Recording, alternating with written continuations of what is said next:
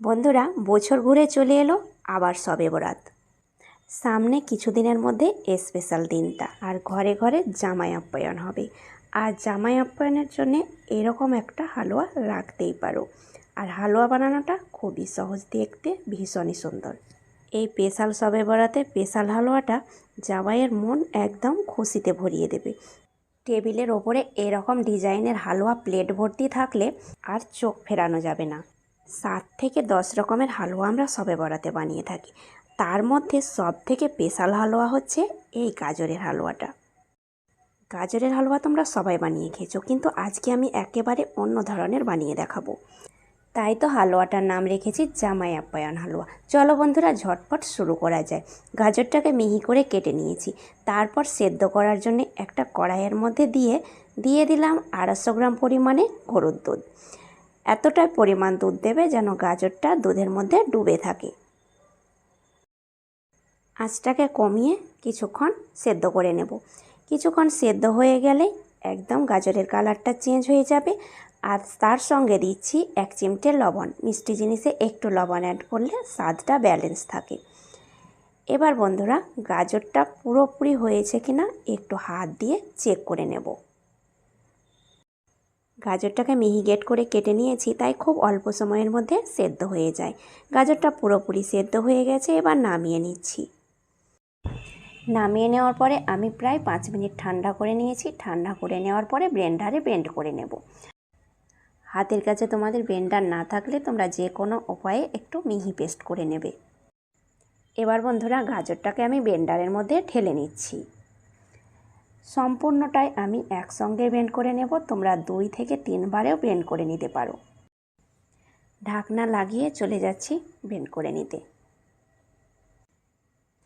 আর একদম smooth paste করে নেবে। পেস্টটা যেন গোটা ভাব না থাকে। দেখতেই পাচ্ছ বন্ধুরা, ঘনত্বটা এইরকম হবে। এরপরে চুলোর মধ্যে একটা কড়াই বসিয়েছি। কড়াইয়ের মধ্যে আমি সম্পূর্ণ পেস্টটা ঢেলে দিচ্ছি। সম্পূর্ণ পেস্টটাকে ঢেলে দেওয়ার পরে আঁচটাকে মাঝারিতে রেখে এবার অনবরত নাড়াচাড়া করতে হবে।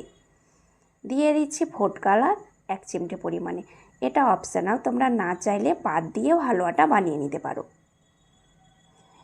এবার দিয়ে দিচ্ছি 4 চামচ পরিমাণে সুজিটাকে শুকনো খোলাতে আমি একটু ভেজে নিয়েছিলাম হালকাভাবে। তারপরে দিয়ে দিচ্ছি 1 কাপ পরিমাণে চিনি।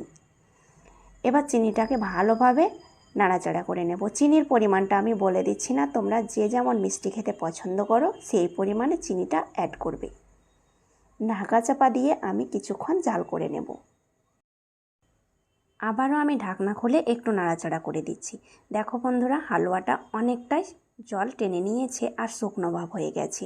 চিনি দেওয়ার কারণে হালুয়াটা অনেকটাই নরম হয়ে গেছিলো, কিন্তু চিন্তার কোনো কারণ নেই, একটু ঢাকা দিলে জলটা টেনে নেবে। এবার আমি 3-4টে এলাচের দানা বিচি গুঁড়ো করে দিয়ে দিলাম। আর কিছু পরিমাণে নারকেল পেস্ট করে অ্যাড করেছি। নারকেলটাকে আমি একটু জল দিয়ে ব্লেন্ডারে ব্লেন্ড করে নিয়েছিলাম।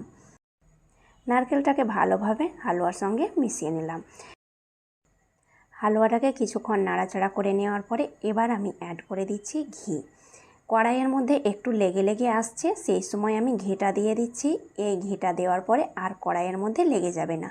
আর বন্ধুরা, এই ভিডিওটা আমি কেটে খুব ছোট করে তোমাদেরকে দেখাচ্ছি, কিন্তু এই নাড়াচাড়াটা অবশ্যই তোমরা একটু সময় ধরে করে নেবে। এতে হালুয়াটা পারফেক্ট তৈরি হবে আর অনেক দিন তোমরা সংরক্ষণ করে রাখতে পারবে। দেখো, কড়াইয়ের মধ্যে আর লেগে যাচ্ছে না। আর বন্ধুরা, ঘিয়ের পরিমাণটা আমি বলে দিলাম না, তোমরা যে যেমন ঘি খেতে পছন্দ করো সেই পরিমাণে হালুয়ার মধ্যে অ্যাড করবে। কিন্তু হালুয়া মানে একটু ঘিয়ের পরিমাণ বেশি দিলে খেতে ভালো লাগে।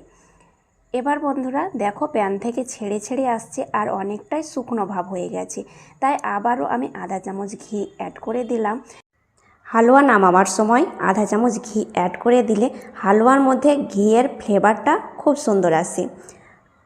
এবার বন্ধুরা, আমি কড়াইটাকে নামিয়ে নিচ্ছি। হালুয়াটা পুরোপুরি রেডি হয়ে গেছে। হালুয়াটা পুরোপুরিভাবে ঠান্ডা হয়ে গেছে, তাই আমি একটা থালার মধ্যে ঢেলে নিয়ে একটু নাড়াচাড়া করে নিচ্ছি। পুরোপুরি ঠান্ডা হয়ে গেছে। এবার আমি হালুয়ার ডিজাইনগুলো বানিয়ে নেব। এবার আমি একটা প্লেট নিয়েছি। প্লেটের মধ্যে আধা চামচ ঘি দিয়ে ব্রাশ করে দিচ্ছি। আধা চামচ ঘি প্লেটের মধ্যে ব্রাশ করে নিলে হালুয়াটা প্লেটের মধ্যে লেগে যাবে না আর ডিজাইনটা খুব সুন্দর উঠবে। এবার বন্ধুরা প্লেটের মধ্যে আমি হালুয়াটা রেখে স্প্যাচুলা দিয়ে একটু বড় করে নেব। আর বন্ধুরা আশা করছি এই ভিডিওটা তোমাদের সবার ভালো লাগবে, আর ভালো লেগে থাকলে লাইক কমেন্ট শেয়ার করবে।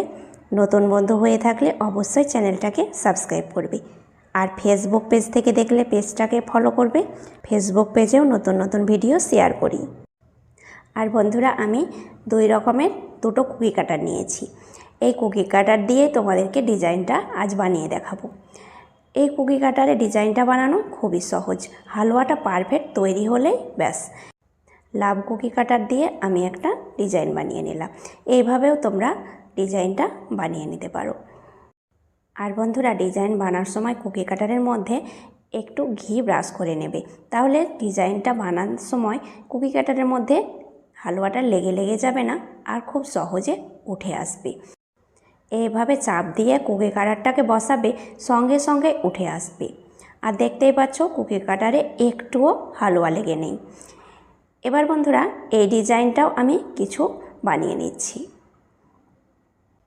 এই হালুয়াটা খেতে হয় দুর্দান্ত স্বাদে। একবার হলেও তোমরা বানিয়ে খাবে আর আমার টিপস আর ট্রিক্সগুলো ফলো করবে, তাহলে পারফেক্ট হালুয়াটা তোমরা বানিয়ে নিতে পারবে। এবার বন্ধুরা সম্পূর্ণ ডিজাইন রেডি করে নিয়েছি, তারপর একটু সাজিয়ে নিলাম। এরপরে আমি কিছু পরিমাণে বাদাম কুচি হালুয়ার মধ্যে দিয়ে দিচ্ছি একটু সুন্দর লাগার জন্যে। তাহলে বন্ধুরা স্পেশাল শবে বরাতের জন্যে চেনা পরিচিত হালুয়াটা একটু ভিন্ন রূপে বানিয়ে তোমরা টেবিলের মধ্যে রাখতেই পারো। পরিচিত জিনিসকে নতুনভাবে দেখলে তার মজাটাই আলাদা। তাহলে বন্ধুরা আজ এই পর্যন্তই, ধন্যবাদ।